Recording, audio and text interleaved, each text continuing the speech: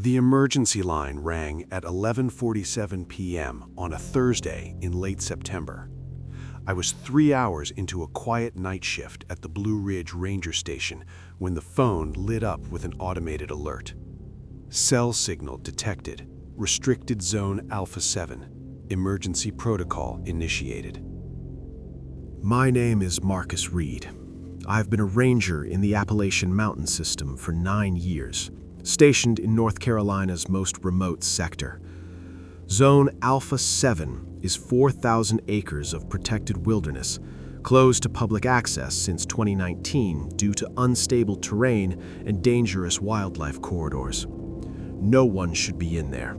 No one with a functioning brain cell, anyway. I grabbed my radio and checked the coordinates. The signal was coming from Deep Hollow, a depression in the mountains so thick with old-growth forest that satellite imagery shows nothing but canopy. Hikers who ignore the warning signs and wander in there tend to get disoriented fast. The topography plays tricks on your sense of direction, and the cell coverage is spotty at best. But someone's phone had managed to ping our emergency system. I pulled up the automated recording that had triggered the alert. These systems capture the last few seconds of any 911 call, even if it doesn't connect properly. What I heard made my blood run cold. "Please, someone help us! We're lost! My daughter, she's only 6. She can't walk anymore. Please, we need help now!" A woman's voice. Raw panic. Background noise of a child crying. A man shouting something incoherent. The recording cut off after 8 seconds. I immediately radioed dispatch. "Station 4, this is Reed. I'm responding to the Alpha 7 emergency. Possible lost family, 1 minor child. Initiating search and rescue protocol." "Copy, Reed. Do you need backup?" I checked the coordinates again. Deep Hollow was 3 miles in from the nearest access point, all of it rough terrain and darkness. Backup would take at least 2 hours to assemble and deploy. "Negative. I'm going in alone. Faster response time. I'll radio when I have visual contact." "Understood, Marcus. Be careful. That's bad country at night." I grabbed my pack, checked my equipment. Flashlight, GPS, first aid kit, emergency blanket, water, protein bars. Standard search and rescue loadout. I also took my recording equipment. Whenever we respond to incidents in restricted zones, we're required to document everything for the violation report. I drove to the northern access point and parked my truck at the gate. The trail into Deep Hollow wasn't maintained, just an old fire road from the 1960s that had been mostly reclaimed by the forest. I followed it on foot, moving fast, my flashlight cutting through absolute darkness. The Appalachian forest at night is a different world. The sounds are all wrong. Things move in the underbrush that you never quite see. The trees press in close, and you get the feeling of being watched, evaluated, judged by something that predates human presence in these mountains. I've done hundreds of night rescues. I'm used to the atmosphere, but this felt different. The deeper I went into Deep Hollow, the more oppressive the silence became.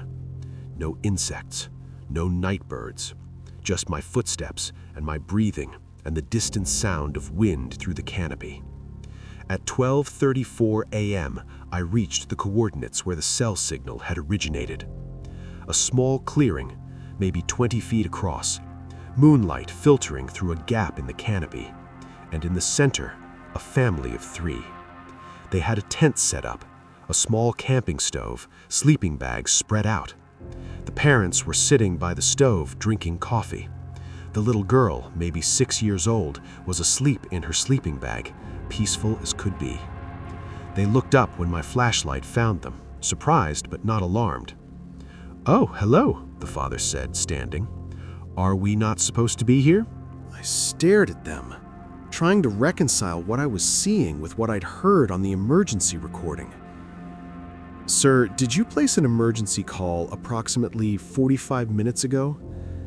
He looks confused. "No, we haven't used our phones since we got here. No signal out this far. Can I see your phone, please? He pulled it from his pocket and handed it over. I checked the screen. Dead battery. Completely drained. When did it die?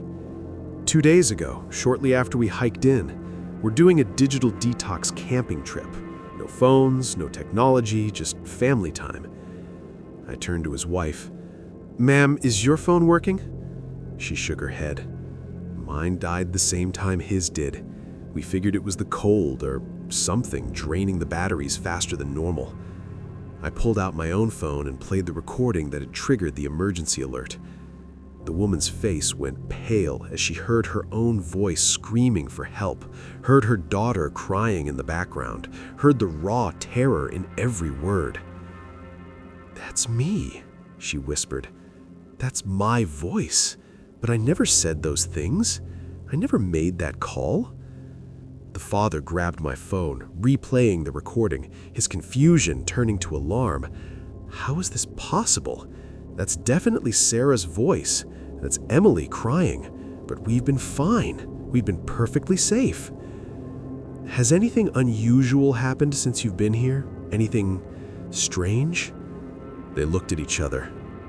No, the father said. It's been peaceful, quiet. Maybe too quiet, actually. We haven't seen any wildlife at all. And you're sure neither of you placed a distress call? Positive. Our phones have been dead for 2 days. I radioed dispatch. Station 4, this is Reed. I've located the family. They're safe and uninjured. No emergency situation. Appears to be a false alarm or technical malfunction. Copy that. Do they need assistance hiking out? I looked at the family. The father shook his head. We're good. We were planning to leave in the morning anyway. This is our last night. Negative dispatch. They'll self-evacuate in the morning. I'm going to document the incident and conduct a site survey to determine how the call originated. Understood. Keep us updated. I spent the next hour interviewing the family, taking detailed notes. Their story was consistent. They'd entered Alpha 7 3 days ago through an unofficial trail they'd found online, unaware it was restricted. They'd been camping peacefully, no incidents, no distress. Both their phones had died simultaneously on the first day, which they'd attributed to the remote location and cold temperatures affecting battery life. But someone or something had used a woman's voice to place an emergency call from their exact location while their phones were dead. I set up my recording equipment near their campsite, positioning audio monitors in a perimeter around the clearing. If another call came through, I wanted to capture it from multiple angles. I'd recommend you pack up tonight and hike out with me. This area is restricted for a reason. The father frowned. We paid for a 3-day permit. Sir, this is a restricted zone. There are no permits for this area. Whoever sold you a permit committed fraud. His face fell. We booked through a website, wildernessexperiences.com. They had a whole section on backcountry Appalachian camping. That website doesn't exist in our system. You were scammed. The wife looked upset. So we're trespassing? Technically, yes, but I'm not going to cite you. I'm going to strongly recommend you pack up and leave now. They looked at each other, having a silent conversation, then nodded. Okay, we'll pack up. Give us 20 minutes. I helped them break down their campsite, working quickly and efficiently. The little girl, Emily, woke up during the process and started crying, confused and frightened by the sudden activity. It's okay, sweetie, her mother said, picking her up. We're just going on a little adventure. As Sarah comforted her daughter, I heard it. Faint, distant, but unmistakable. A child crying. The exact same crying I'd heard in the emergency recording. I spun around, trying to locate the source. It seemed to come from everywhere and nowhere, echoing through the trees, distorted by the forest acoustics. Do you hear that? I asked. The family stopped packing and listened. After a moment, the father shook his head. I don't hear anything. But I could hear it, clear as day. Emily crying exactly as she'd been crying in the recording, even though she was right here in her mother's arms, quiet now, sucking her thumb. I checked my recording equipment. The monitors were picking it up, all of them, a child's distressed crying coming from multiple directions simultaneously. Then the wife's voice joined in. "Please, someone help us. We're lost." But Sarah's mouth wasn't moving. She was standing right in front of me, silent, holding her daughter. The voice was coming from the forest. I grabbed my radio. "Dispatch, Reed. I'm experiencing audio anomalies at the Alpha 7 site. Possible equipment malfunction or environmental interference." "What kind of anomalies?" "I'm hearing the emergency call playing back from multiple locations, but the family is right here with me. They're not making the calls." There was a pause. "Reed, are you saying you're hearing ghost calls?" "I'm saying I'm hearing the exact recording that triggered the initial alert, but it's coming from the forest, not from any phone or device." "Copy that. Recommend you evacuate the family immediately and exit the zone." "Already in progress." I helped the family finish packing while the forest continued to play back their voices. The father shouting, the mothers pleading, the daughters crying, all of it echoing through Deep Hollow in a loop that seemed to have no source.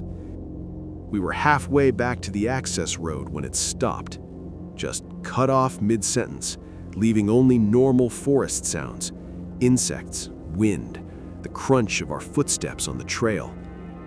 "What the hell was that?" the father asked, his voice shaking. "I don't know," I admitted, "but I'm gonna find out."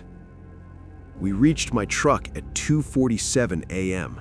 I radioed ahead to have a patrol car meet us at the visitor center to document the trespassing incident and collect their information. Then I drove them out of the backcountry, relieved to be putting distance between them and whatever was happening in Deep Hollow. At the visitor center, I handed them off to Ranger Chen and filed my preliminary report. The family was issued a warning citation for trespassing in a restricted area, given educational materials about proper permit procedures, and sent on their way.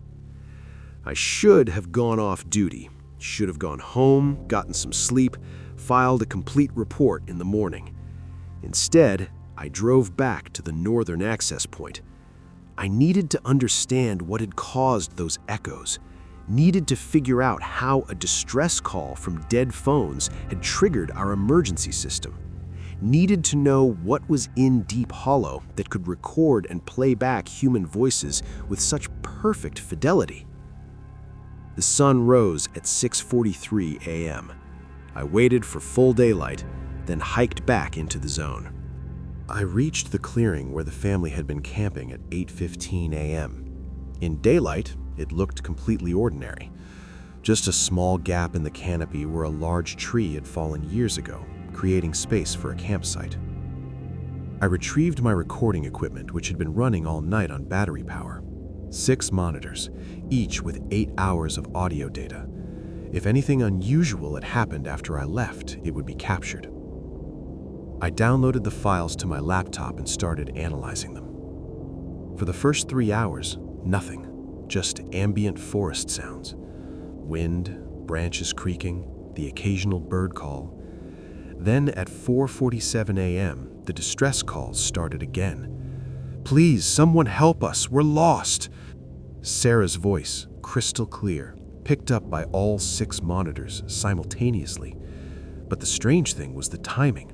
Each monitor was positioned at a different distance from the center of the clearing, which meant the sound should have reached them at slightly different times, creating a delay of milliseconds between recordings.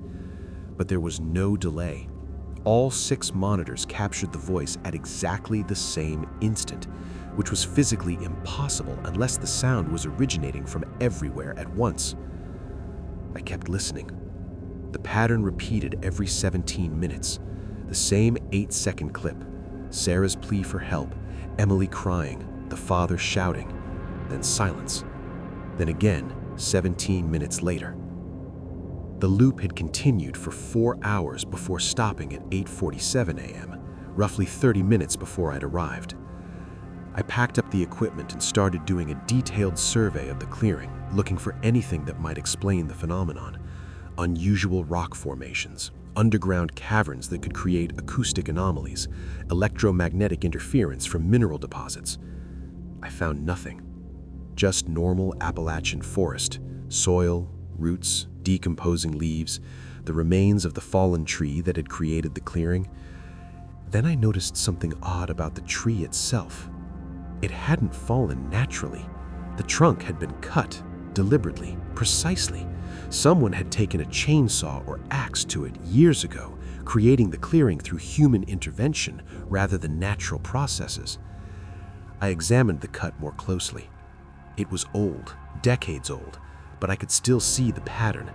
And carved into the bark near the cut, barely visible after years of weathering and moss growth, were initials: JM plus KM 1987. Lover's initials. Someone had carved them into the tree, then cut it down to create a private camping spot. A romantic gesture, maybe, or just vandalism. I took photographs and noted the coordinates.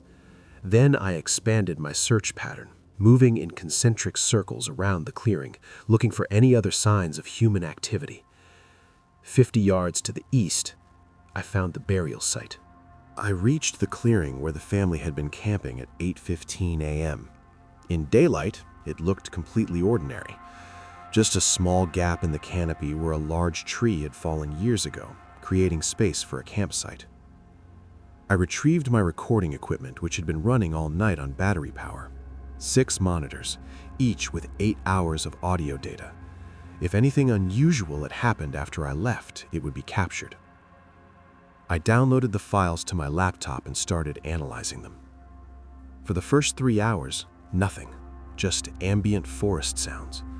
Wind, branches creaking, the occasional bird call. Then at 4:47 a.m., the distress calls started again. "Please, someone help us, we're lost." Sarah's voice, crystal clear, picked up by all 6 monitors simultaneously. But the strange thing was the timing.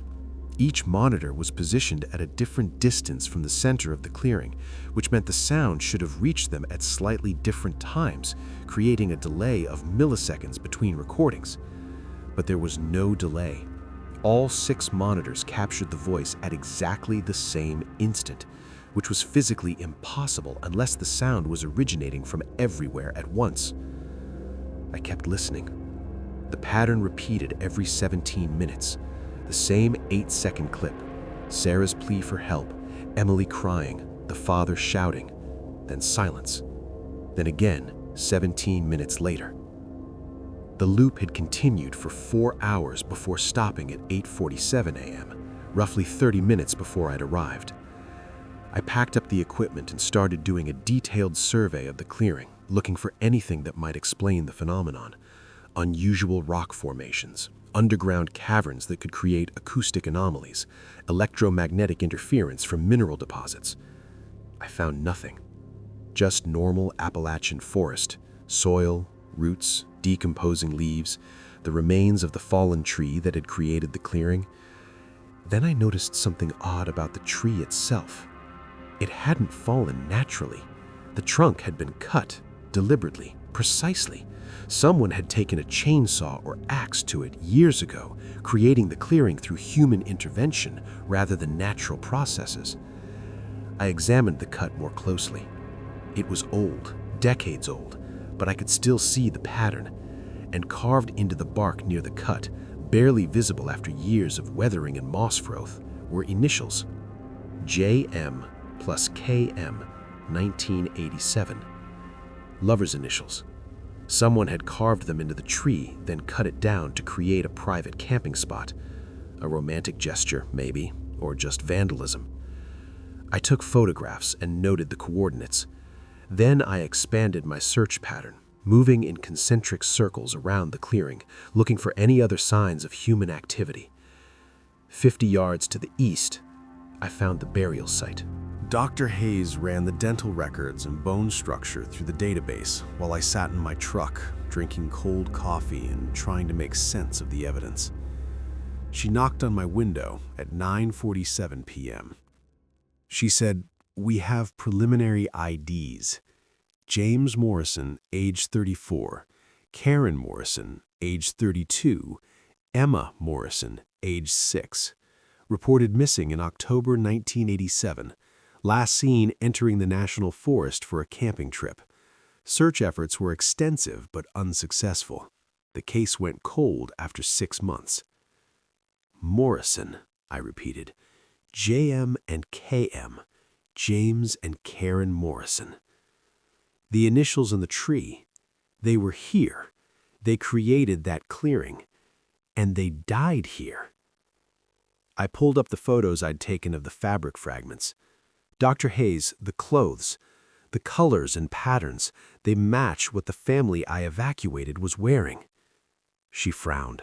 Coincidence. Fashion trends cycle. Similar styles come back.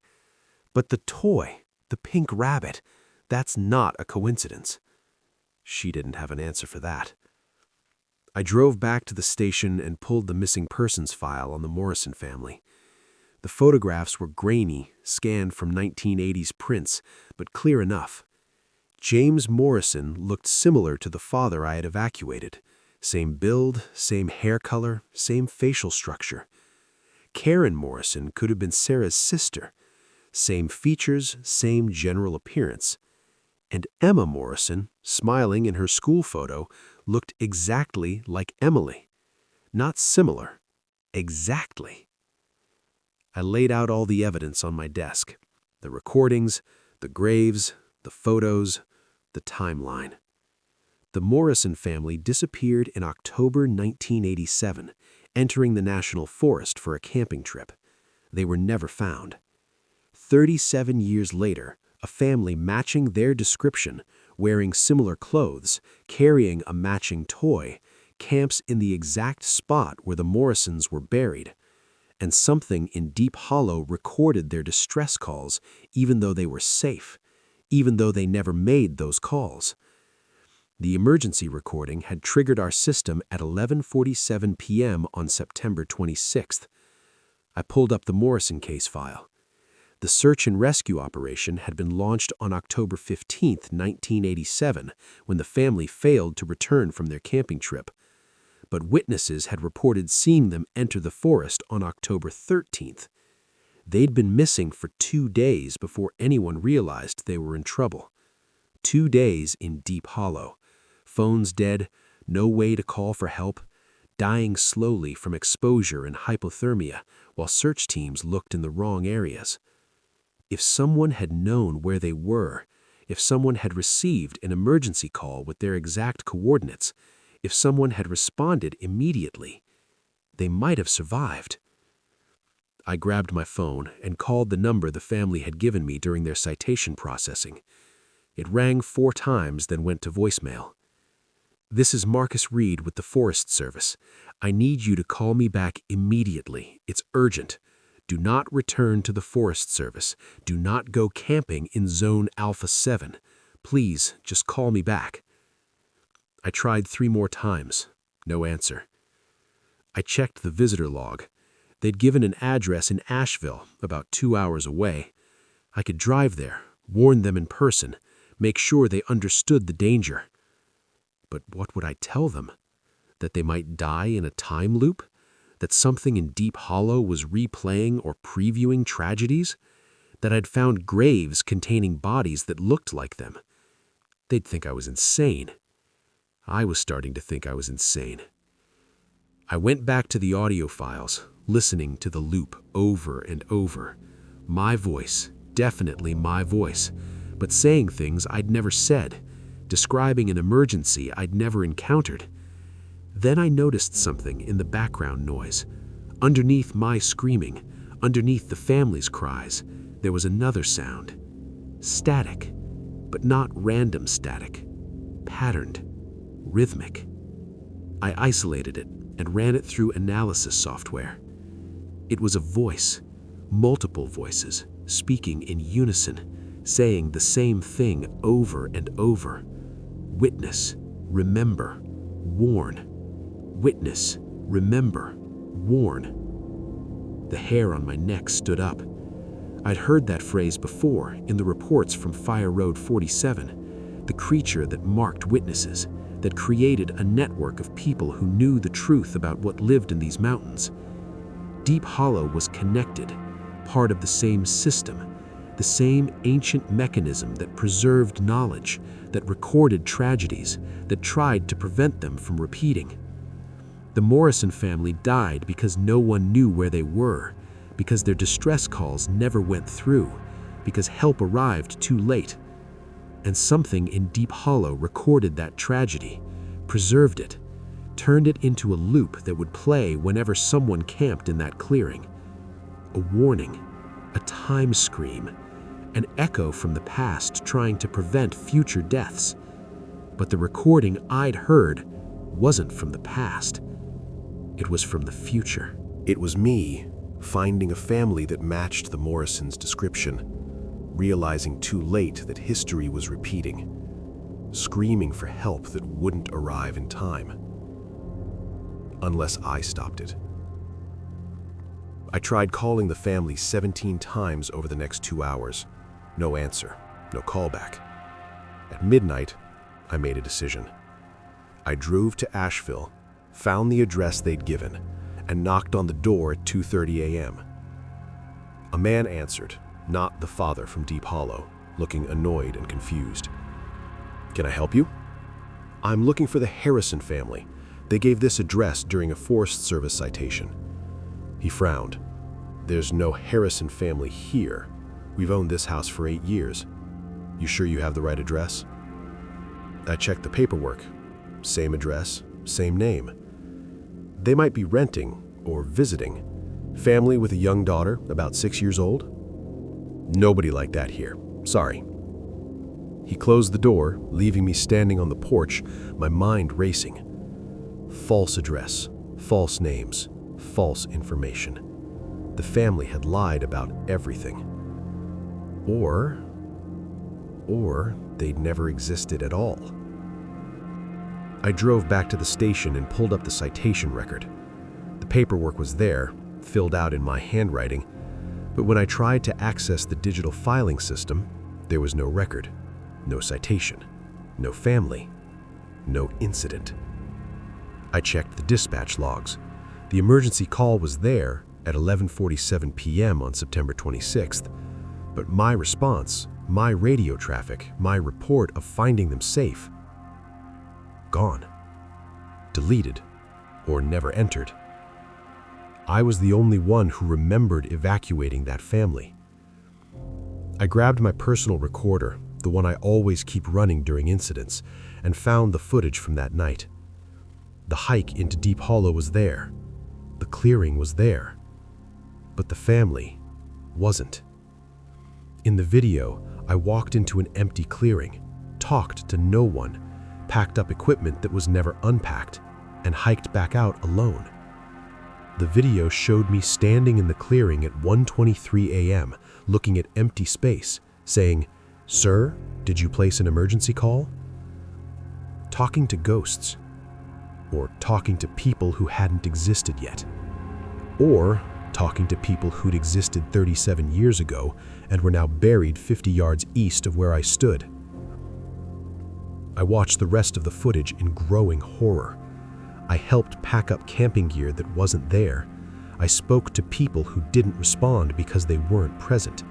I heard crying that the microphone didn't capture. I'd experienced a shared hallucination with the past, or the future, or some collapsed timeline where the Morrison family and the Harrison family and my own future emergency response all existed in the same moment. Deep Hollow wasn't just recording tragedies, it was collapsing time, overlaying past, present, and future, creating zones where all possible outcomes existed simultaneously. The Morrisons had died there in 1987. The Harrisons had camped safely in 2024. And sometime in the future, I would respond to an emergency there, finding a family in distress, screaming for help that wouldn't save them. All three timelines were real. All three were happening. all three were recorded in that 8-second loop. Unless the Harrison family was the Morrison family, reincarnated or time-shifted or somehow given a second chance.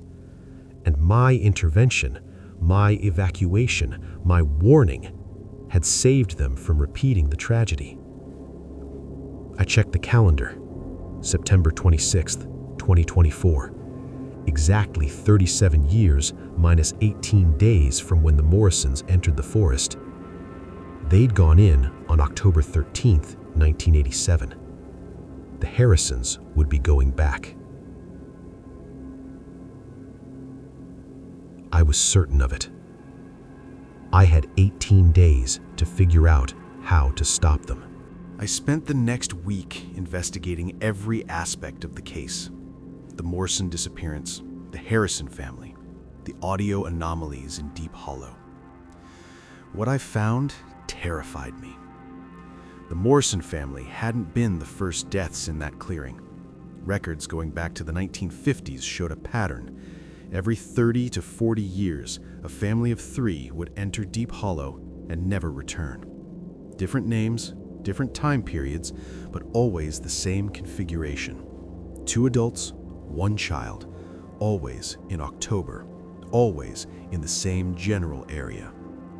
1953, the Patterson family, never found.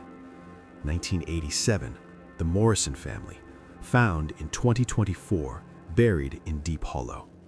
2024, the Harrison family, current. If the pattern held, they would die in October 2024, unless I stopped them. I tried to trace the Harrison family through the information they'd given me. All of it was false or untraceable.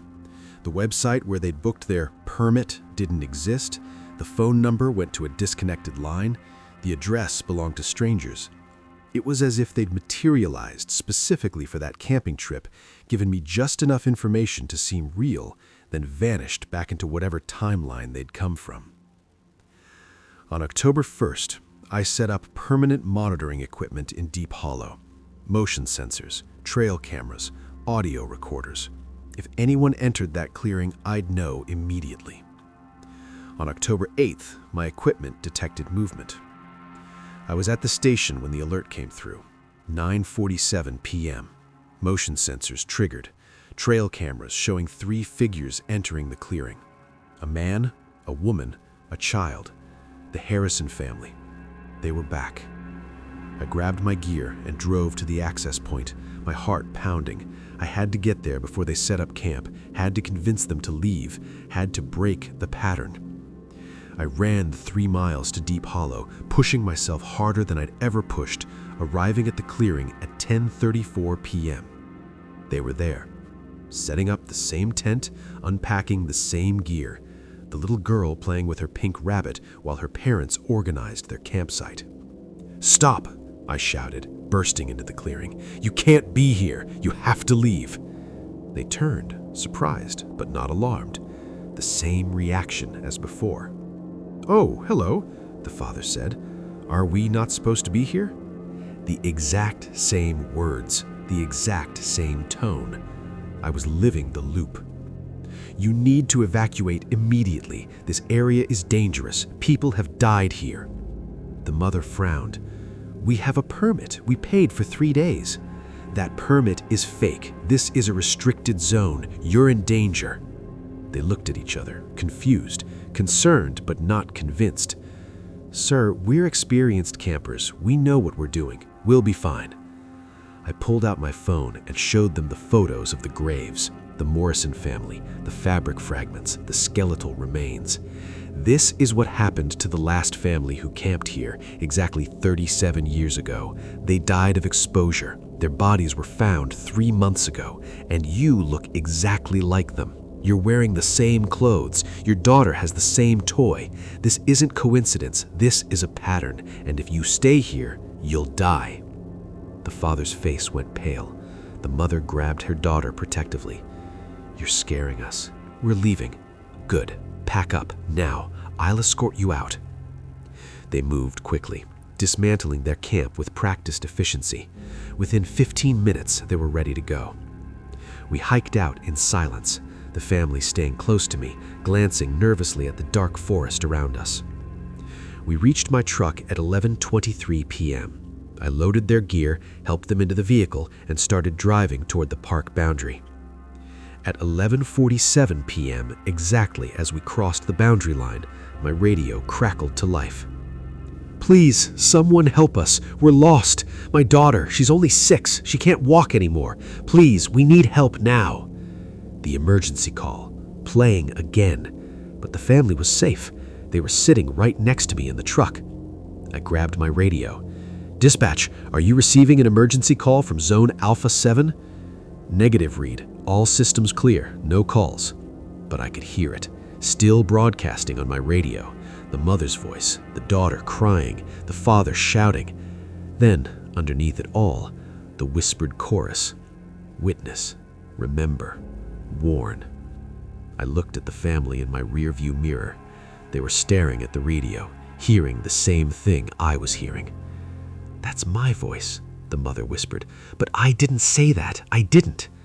"I know, you didn't say it, but you would have if you'd stayed, if I hadn't found you, if the pattern had completed." The call faded as we put more distance between ourselves and the park boundary. By the time we reached the visitor center, it was gone completely. It's been 3 months since I evacuated the Harrison family from Deep Hollow. In that time, I've learned several things. First, the audio equipment I left in the clearing has recorded nothing unusual since October 9th. The loop stopped. The time scream ended. Whatever mechanism was replaying that tragedy seems to have powered down once the family left safely. Second, the Harrison family exists. I tracked them down through persistent investigation. They live in Tennessee, not North Carolina. They'd never heard of wildernessexperiences.com. They'd booked their camping trip through a completely different service and had been given incorrect coordinates that led them into the restricted zone. They have no memory of seeing me before the night I evacuated them. No memory of the first encounter. The timeline where I found them safe and sound, where they claimed their phones had been dead for 2 days, where we spoke in the clearing at 1:23 a.m. That timeline only exists in my memory and my personal recordings. Third, I've been added to a database I didn't know existed. A network of rangers, first responders, and park personnel who've experienced temporal anomalies in protected wilderness areas. There are 47 of us now. Witnesses to time screams, loop events, collapsed causality incidents. We don't talk about it officially, can't put it in formal reports, but we share information, compare experiences, try to identify high-risk zones where time doesn't work properly. Deep Hollow is now marked in our private database as a Class 3 temporal anomaly zone, high risk for causality collapse. Avoid during October. Monitor for family groups matching historical disappearance profiles. Fourth, the Morrison graves have been properly excavated and the remains given a formal burial. Their deaths are no longer mysteries. The case is closed. But I know the truth. They died in 1987 because no one heard their screams for help. Their deaths created a resonance in Deep Hollow, a time scream that echoed forward, trying to prevent the pattern from repeating. When the Harrison family camped in that clearing, the temporal barrier weakened. Past and present and future overlapped. The Morrison deaths of 1987, the Harrison family in 2024, and my future response to an emergency that would have happened if I hadn't intervened. All 3 timelines existed simultaneously until I broke the loop by evacuating the family. Now only one timeline remains, the one where they survived, the one where I heard the screams that weren't missing. Fifth, and most disturbing, I've listened to the emergency recording hundreds of times, analyzed every frequency, every word, every background sound, and I've realized something. The voice screaming for help, the voice I identified as mine through audio analysis, isn't quite right. It's close, very close, almost identical to my vocal patterns, but it's slightly older, rougher, like my voice will sound in 20 or 30 years. The recording wasn't from an emergency that might happen in the immediate future. It was from an emergency that will happen decades from now, when another family camps in Deep Hollow, when the pattern tries to restart, when I'm an old man, still a ranger, still responding to calls in these mountains, and when I find a family matching the Morrison description, it will be too late. I'll be screaming into my radio, begging for help, watching them die from exposure while rescue teams search in the wrong location. Unless I'm there first, unless I prevent them from camping there, unless I keep the loop broken. I've made a commitment. Every October, for the rest of my career, I'll patrol Deep Hollow.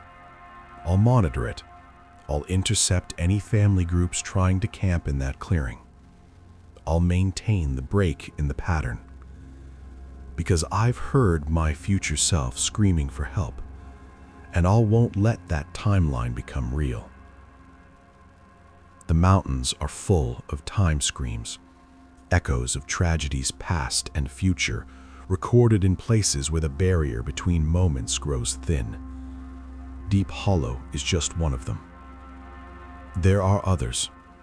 The Witness Network has documented 43 confirmed sites across the Appalachian Range where time collapses, where causality breaks down, where the cries of the dying echo across decades. We monitor them. We protect them. We try to prevent the patterns from completing.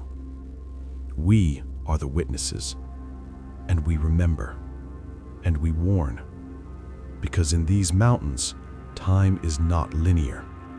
The past reaches forward, the future reaches back, and in the spaces between, people scream for help that hasn't happened yet, or has already happened 37 years ago, or will happen 37 years from now. All at the same moment, all in the same place, all recorded in the time scream. I still work at the Blue Ridge Ranger Station. I still patrol Zone Alpha 7, though I mark Deep Hollow as restricted access in all my reports.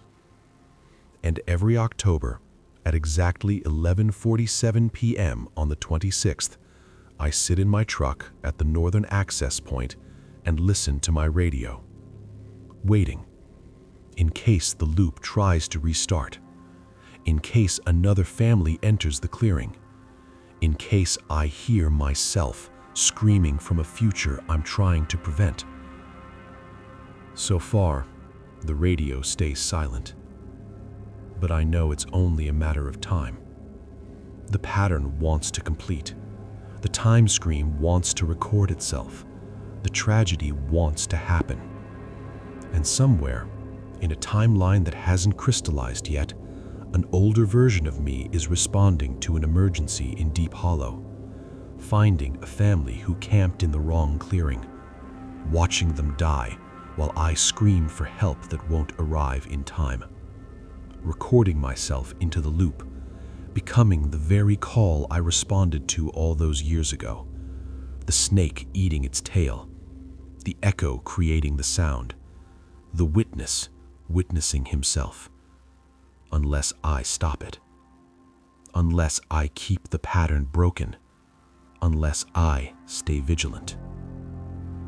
The cries that weren't missing, but will be 37 years from now, unless I'm there first.